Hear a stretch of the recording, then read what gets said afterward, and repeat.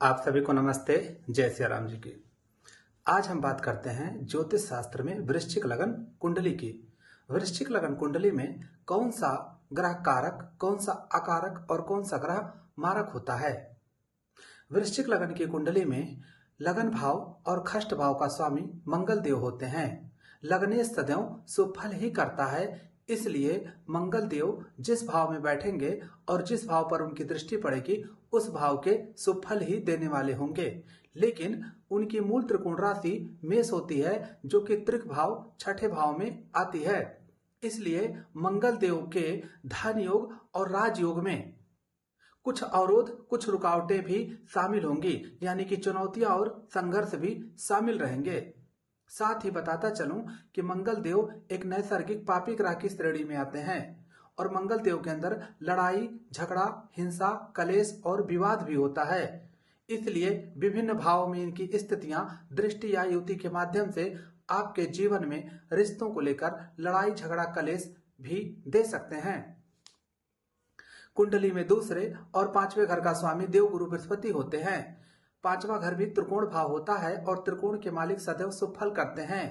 साथ में देव गुरु बृहस्पति की मूल त्रिकोण राशि धनु वह दूसरे भाव में है और दूसरे भाव का स्वामी अपनी दूसरी राशि के शुभता और अशुभता पर निर्भर करता है, यानी कि देव गुरु बृहस्पति की दूसरी राशि मीन वह पंचम भाव में है। इसलिए देव गुरु बृहस्पति भी त्रिकोणेश होने से सुफल ही करेंगे। साथ ही यहाँ पर देव गुरु बृहस्पति धनेश और त्रिकोणेश यानी कि लक्ष्मी स्थान और धन स्थान का स्वामित्व प्राप्त करने से अकेले ही धन योग में शामिल हो सकते हैं और विशेष धन के कारक भी बनते हैं, क्योंकि नैसर्गिक धन का कारक देव गुरु बृहस्पति ही होते हैं। दूसरा भाव चूंकि मारक भाव भी होता है और मूल त्रिकोण राशि धनु मारक भाव में है, इसलिए देव गुरु बृहस्पति के अंतर्गत थोड़ी सी मारकता भी आ सकती है, यानी कि लाइटली हल्का सा 25% कुछ आपको हेल्थ इश्यूज भी दे सकते हैं। लेकिन लग्नेश मंगल के परम मित्र होने से देव गुरु बृहस्पति यहाँ विशेष मारक का कार्य नहीं करेंगे। वृश्चिक लगन कुंडली में तीसरे और चौथे घर का स्वामी शनि देव होते हैं। शनि देव एक नैसर्गिक पापी ग्रह होते हैं, जो कि रोग और कर्जे के विशेष कारक ग्रह माने जाते हैं। तीसरा घर त्रिष्टाय भाव की श्रेणी में आता है और चौथा घर केंद्र यानी कि तटस्थ भाव की श्रेणी में आता है। इस प्रकार से त्रिष्टाय भाव का स्वामित्व प्राप्त करने से शनि देव यहाँ पर मारक, अकारक या अशुभ फल ही देने वाले होंगे। साथ ही साथ शनि देव यहाँ किसी विशेष प्रकार के धन योग और राजयोग में शामिल नहीं होंगे, बल्कि जिस भाव के स्वामी के साथ संबंध बनाएंगे उस भाव के शुभ फल प्राप्ति में संघर्ष, कठिनाई और परिश्रम को जोड़ देंगे। कुंडली में सातवें और 12वें घर का मालिक आपके शुक्र देव होते हैं।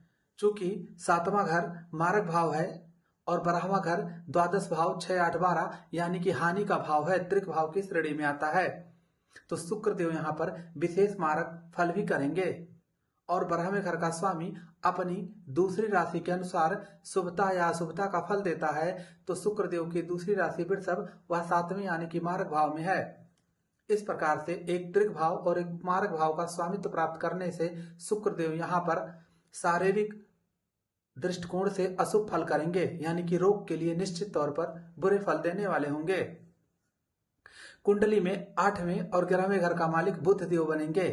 चूंकि 8वां घर त्रिक भाव के समूह में आता है और 11वां भाव 3, 6, 11 त्रिष्टाय भाव के समूह में आता है। यह स्पष्ट है कि अष्टमेश और लाभेश होने से बुध देव रोग ज्योतिष के लिए शरीर में कष्ट देने के लिए विशेष रूप से बुरे फल करेंगे, क्योंकि छठे से छठा 11वां भी रोग के लिए अच्छा नहीं होता और 8वां घर दीर्घकालिक बीमारी और मृत्यु आदि के कष्ट को दर्शाता है रोग ज्योतिष के दृष्टिकोण से। और लग्नेश मंगल बुध को अपना परम शत्रु भी मानता है। इस प्रकार से स्पष्ट है कि बुध देव यहाँ पर शारीरिक कष्ट के लिए विशेष अशुभ होंगे। मूल त्रिकोण राशि उनकी 11वें घर में है, इसलिए धन योग में शामिल होंगे। अब बात हम करते हैं 9वें घर के स्वामी चंद्रदेव की। 9वां घर चूंकि त्रिकोण का है, इसलिए चंद्रमा यहाँ पर शुभ फल करने वाला होगा। जिस भाव में बैठेंगे, जिस भाव को देखेंगे उस भाव के शुभ फल ही प्राप्त करेंगे। नवमेश चंद्र को यहाँ पर बाधकेश होने का कोई भी दोष नहीं लगेगा।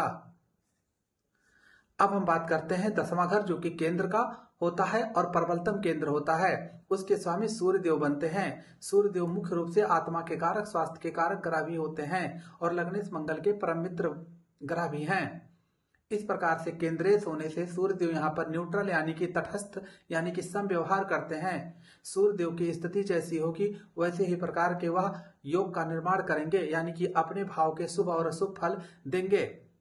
इसे ऐसे समझिए, अगर सूर्य देव लाभ भाव में है तो कर्म और लाभ का संबंध बनेगा तो अच्छा फल करेंगे, यानी कि सूर्य देव यहाँ किसी भी प्रकार से रोग और शारीरिक कष्ट और रिश्तों के लिए बुरे फल देने वाले नहीं हैं। वृश्चिक लग्न की कुंडली में आपके सभी भावों के स्वामित्व का सामान्य फल स्पष्ट हो गया। अब अंतिम सूत्र आपको बता दूं कि कोई भी ग्रह दो प्रकार से अपने फल करता है। एक तो अपने नैसर्गिक फल यानी कि वह जो जिन गुणधर्म स्वभाव को अपनाता है उसके अनुसार, यानी कि अपने कारक तत्व के अनुसार, जो कि 25% अप्रोक्सीमेट होता है क्योंकि सहायक फल कहा गया है शास्त्र में। दूसरा होता है कोई भी ग्रह अपने भाव स्वामित्व का विशेष फल करता है लघु पाराशरी सिद्धांत के अनुसार, और इसी पर लगन कुंडली की व्याख्या की गई है ग्रहों की। तो ग्रह दो प्रकार से फल करेगा, अपना नैसर्गिक फल और दूसरा भाव स्वामित्व का विशेष फल। तीसरा सूत्र बताया हूं लगन कुंडली का विश्लेषण के लिए कि कोई भी ग्रह अपनी मूल त्रिकोण राशि का विशेष फल करता है। अगर किसी ग्रह की मूल त्रिकोण राशि अशुभ भाव में है तो उसकी अशुभता या तो बढ़ती है या तो त्रिकोणेश भी है, लेकिन मूल त्रिकोण राशि अगर अशुभ भाव में है, बुरे भाव में है, तो उसकी शुभता थोड़ी कम हो जाती है। अगर आपका ज्योतिष शास्त्र से संबंधित, विशेषकर फलित ज्योतिष से संबंधित कोई प्रश्न है तो आप पूछ सकते हैं कमेंट बॉक्स के माध्यम से। अगर आप ज्योतिष के विद्यार्थी हैं, ज्योतिष सीखना चाहते हैं, फलित ज्योतिष में एक्सपर्ट बनना चाहते हैं, आधुनिक विधि से प्रैक्टिकल बेस्ड कुंडली के चार्ट का कैसे विश्लेषण किया जाता है, कैसे किसी भी प्रश्न का सटीक और सारगर्भित उत्तर दिया जाता है, अगर आप सीखना चाहते हैं तो हमसे संपर्क कर सकते हैं। आप अपनी कुंडली विवेचना के लिए भी हमसे संपर्क कर सकते हैं। एक अच्छा ज्योतिषी वही होता है जो आपके प्रश्नों का जवाब आपकी कुंडली से स्वतः दे दे, आपका वर्तमान, भूत और भविष्य की परिस्थितियों का आकलन स्वतः ही कर दे। आप सभी को नमस्ते। जय सिया राम जी की।